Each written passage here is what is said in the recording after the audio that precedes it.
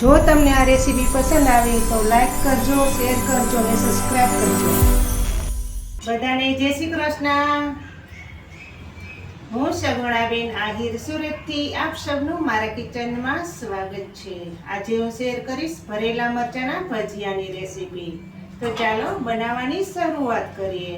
શરૂઆત કરતા પહેલા તમને જો મારી રેસીપીઓ સારી લાગતી હોય તો મારી ચેનલને લાઈક, શેર અને સબસ્ક્રાઈબ ચોક્કસથી કરી દેજો, જેથી કરીને આવનારી દરેક રેસીપી તમને સૌથી પહેલાં મળે.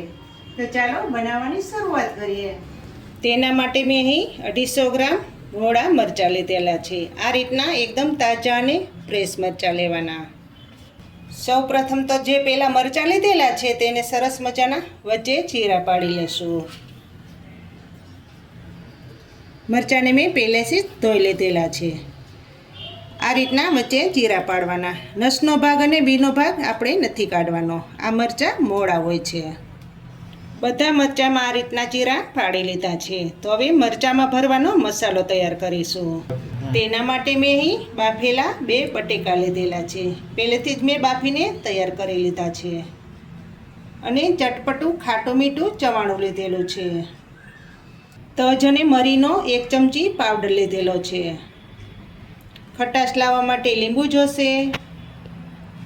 આ મરચાં મોળા હોય તેથી મેં લસણ અને મરચાંની પેસ્ટ બનાવી લીધી છે. લીલું લસણ જોશે, લીલા ધાણા જોશે. સૌ પ્રથમ તો પહેલાં જે ચવાણું લીધેલું છે તેને સરસ મજાનો પાવડર તૈયાર કરશું. ચવાણાને સરસ રીતે પીસી લેશું.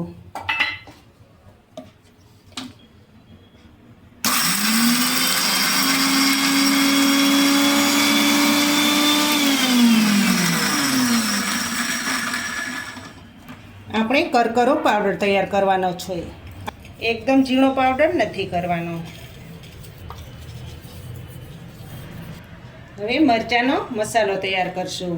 બટેકાને હાથ વડે જ આપણે છંદો કરી લેશું.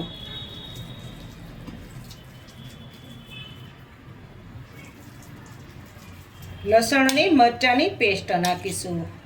આ મરચાં મોળા હોય એટલે આપણે તીખાશ કરીએ તો વધારે સારું.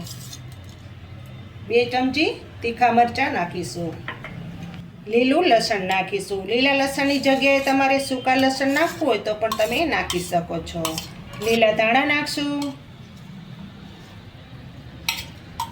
મરી અને તજનો પાવડર નાખીશું 1 ચમચી. આ મસાલો ખૂબ જ સ્વાદિષ્ટ તૈયાર થાય છે. અડધી ચમચી હિંગ નાખશું.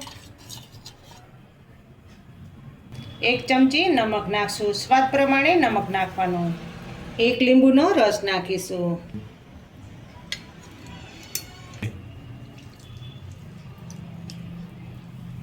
મસાલામાં મીઠાશ લાવવા માટે 1 ચમચી ખાંડ નાખીશું. હવે મસાલો 1 ગ્લાસ મિક્સિંગ કરી લેશું.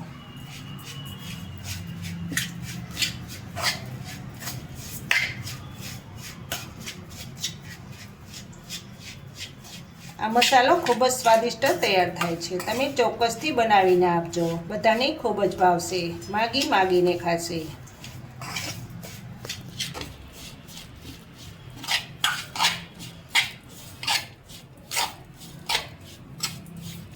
આ મસાલો તમે ફ્રીજમાં 2 થી 3 દિવસ બનાવીને રાખી શકો છો. જ્યારે જરૂર પડે ત્યારે આપણે ફટાફટ બની જાય. હવે મરચાંને ભરી લેશું.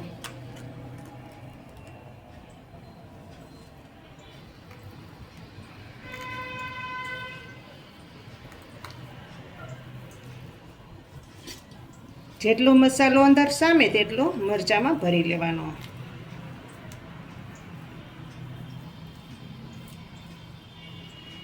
આ રીતના બધા મરચાં ભરી લેશું. મરચાં સરસ રીતે મસાલાથી ભરાઈ ગયા છે. તો હવે બેટર તૈયાર કરશું. તેના માટે મેં અહીં 200 ગ્રામ ચણાનો લોટ લીધેલો છે. તેનું બેટર તૈયાર કરશું. લોટમાં 1 ચમચી નમક નાખશું. સ્વાદ પ્રમાણે નમક નાખવાનું. અડધી ચમચી અજમા નાખશું. અડધી ચમચી હિંગ નાખશું. આપણે ઈનો કે બેકિંગ સોડા નથી નાખવાના. હવે થોડું થોડું પાણી નાખતા જઈશું અને સરસ મજાનું બેટર તૈયાર કરશું.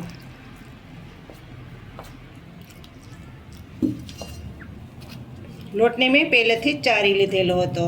હંમેશા લોટ ચારીને જ વાપરવાનો. ગમે તે લોટ વાપરતા હોઈએ પણ હંમેશા ચારી લેવાનો.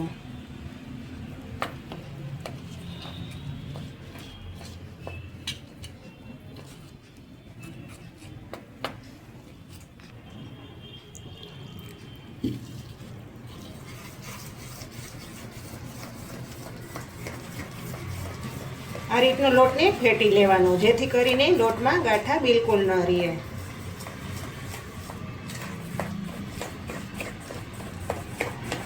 આ રીતનું ઘાટું પણ નહીં ને પતલું પણ નહીં, ચમચીમાંથી આ રીતનું પડવું જોઈએ. આ રીતનું બેટર તૈયાર કરવાનું. હવે બેટરમાં લીલા ધાણા નાખી દેશું.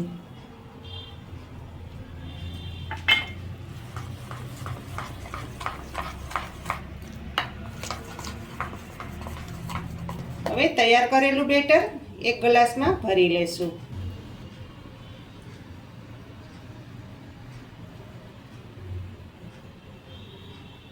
એક સાઈડ પર મેં તેલ ગરમ કરવા મૂકી દીધું હતું. તેલ પણ સરસ ગરમ થઈ ગયું છે. તો તેમાં થોડોક લોટ નાખીને જોઈ લેશું.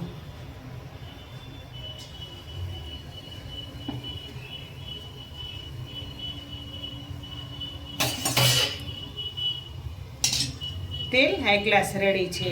હવે ભજીયા તૈયાર કરશું.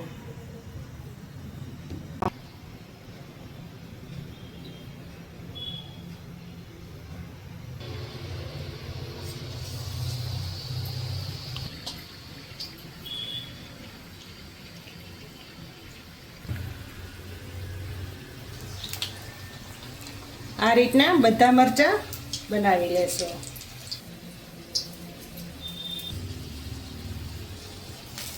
આ રીતના બધા ભજીયા તળી લેશું.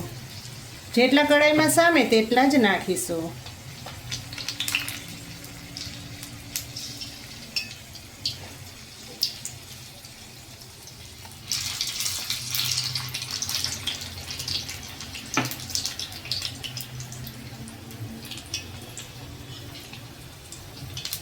હવે મરચાંને ફેરવી લેશું.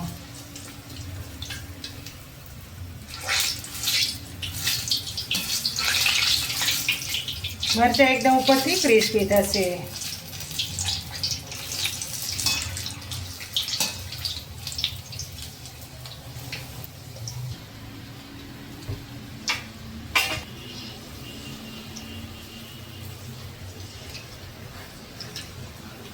આ રીતના ઉપરથી ગોલ્ડન બ્રાઉન થઈ જવા જોઈએ.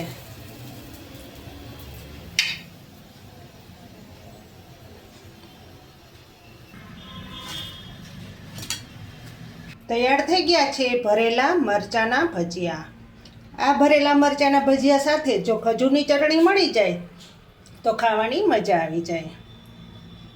તમને જો મારી આ રેસીપી સારી લાગે તો મારી ચેનલને લાઈક કરજો, શેર કરજો ને ભૂલ્યા વગર સબસ્ક્રાઈબ કરજો. કમેન્ટ કરીને કહેજો કે તમને આ ભરેલા મરચાંના ભજીયા કેવા લાગ્યા, અને તમે ચોક્કસથી આ રીતે બનાવજો. ખૂબ જ ખાવાની મજા આવશે. ફરી મળીશું એક નવી રેસીપી સાથે. ત્યાં સુધી જય શ્રી કૃષ્ણ, જય માતાજી.